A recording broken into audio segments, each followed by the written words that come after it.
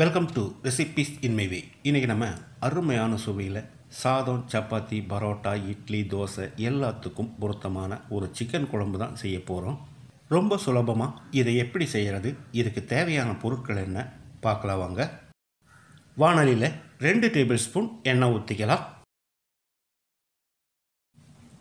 1/2 teaspoon கடுகு,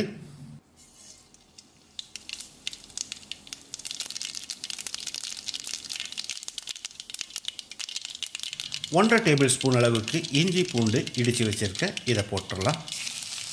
2 பச்சை மிளகாய் நீல வாக்கில் நறுக்கினது, 100 கிராம் அளவுக்கு ஒரு பெரிய வெங்காயம் நீல வாக்கில் நறுக்கினது,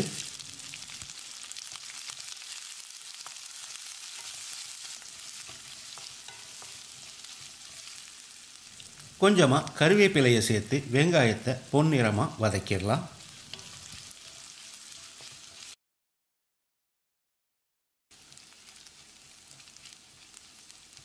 வெங்காயம் நல்லா வதங்கிருச்சு. மீடியம் சைஸில் 2 தக்காளி பொடியாக நறுக்கி வச்சுருக்கேன், இதை போட்டு கூடவே 1 டீஸ்பூன் உப்பையும் சேர்த்து தக்காளியை மசிகிற அளவுக்கு வதக்கிடலாம்.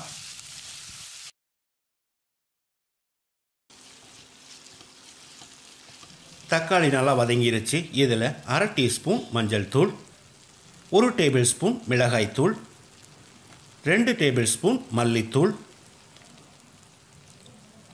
1 டீஸ்பூன் சீரகத்தூள், ஒரு 10 செகண்ட் இதை பிரட்டி விட்டுறலாம்.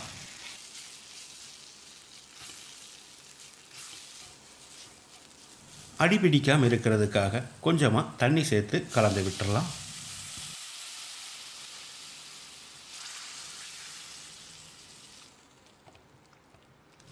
இப்போ நம்ம சிக்கன் சேர்த்துடலாம். 1/2 கிலோ அளவுக்கு சிக்கன் க்ளீன் பண்ணி எடுத்து வச்சுருக்கேன், இதை போட்டு 1 நிமிஷம் ஃப்ரை பண்ணி விட்டுறலாம்.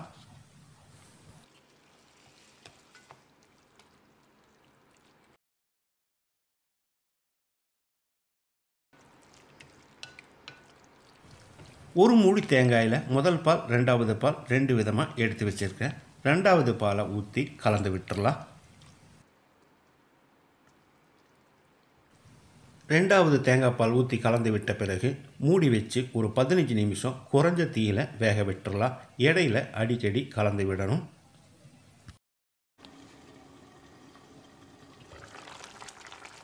குறைஞ்ச தீயில் 15 நிமிஷம் சிக்கன் வேக விட்டுருந்தோம். சிக்கன் நல்லாவே வெந்திருக்கு. இதை ஒரு தரம் கலந்து விட்டுறலாம்.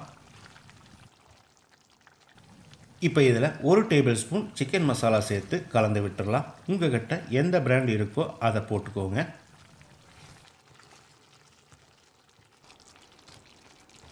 சிக்கன் மசாலா சேர்த்து கலந்து விட்ட பிறகு முதல் தேங்காய் பாலையும் ஊற்றி கலந்துடலாம்.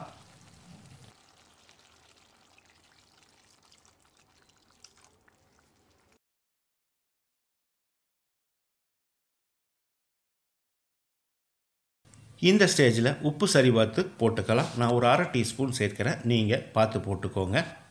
உப்பு சேர்த்து கலந்து விட்ட பிறகு மறுபடியும் ஒரு 5-6 நிமிஷம் குறைஞ்ச தீயிலேயே வேகட்டும். அருமையான சுவையில் தேங்காய் பால் சிக்கன் குழம்பு ரெடி ஆயிடுச்சு. ஸ்டவ் ஆஃப் பண்ணிவிட்டு பொடியாக நறுக்கின மல்லி இலையை தூவி கலந்து விட்டு இறக்கிடலாம். இதே மாதிரி இதே அளவுகளோடு நீங்கள் செய்து பாருங்கள். இந்த வீடியோ பிடிச்சிருந்தா லைக் பண்ணுங்கள், கமெண்ட் பண்ணுங்கள், ஷேர் பண்ணுங்கள். சப்ஸ்கிரைப் பண்ணாதவங்க சப்ஸ்கிரைப் பண்ணுங்கள். மறக்காமல் பெல் பட்டனை கிளிக் பண்ணுங்கள்.